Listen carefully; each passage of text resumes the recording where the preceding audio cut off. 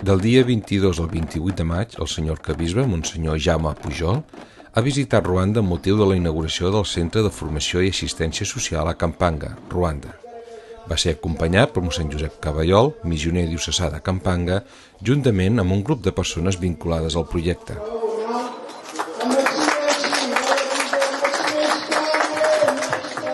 El motiu del viatge està la benedicció del complex parroquial on hi ha la casa dels sacerdots de la parròquia de Kampanga, de la diòcesi de Ruhengeri, així com altres dependències educatives i assistencials.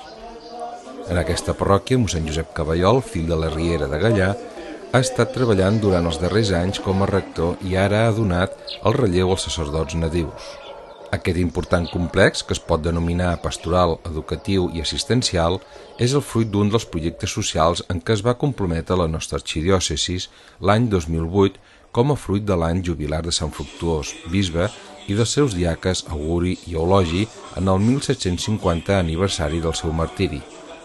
Aquesta obra ha estat possible gràcies a les generoses aportacions de moltes persones i de diverses institucions, ha explicat el senyor arquebisbe. Monsenyor Jaume Pujol ha destacat amb una gran satisfacció el treball que ha fet i segueixen fent els missioners per predicar a Crist en terres llunyanes.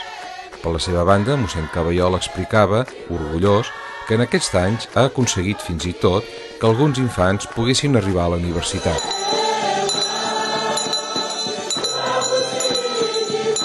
El dissabte dia 26 es va inaugurar un nou edifici de Kampanga amb una missa plena de cants i balls, com és costum a la litúrgia africana. El mateix va passar a l'Eucaristia del diumenge a la catedral de la seu episcopal de Ruhengeri. En les dues celebracions hi havia moltes persones, nombrosos nens i joves, els quals van seguir la celebració amb una gran devoció i pietat.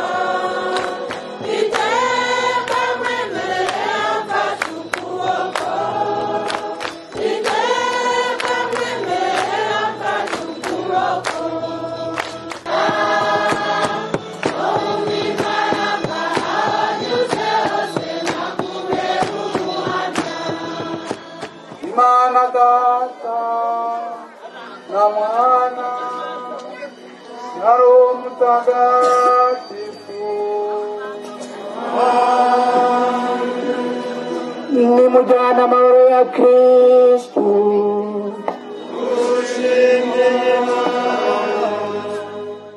Durant l'estada, també han visitat l'Hospital de Ruli, que pertany a l'arxidiòcesi de Kigali, la capital de Ruanda.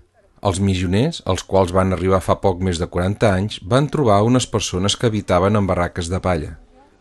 En aquesta regió no existia cap hospital ni cap institució educativa per a les dones. Avui dia compten amb un gran hospital i centres educatius, també a nivell universitari. A part de l'hospital, també han visitat congregacions religioses, monestirs de clausura i el seminari menor i major.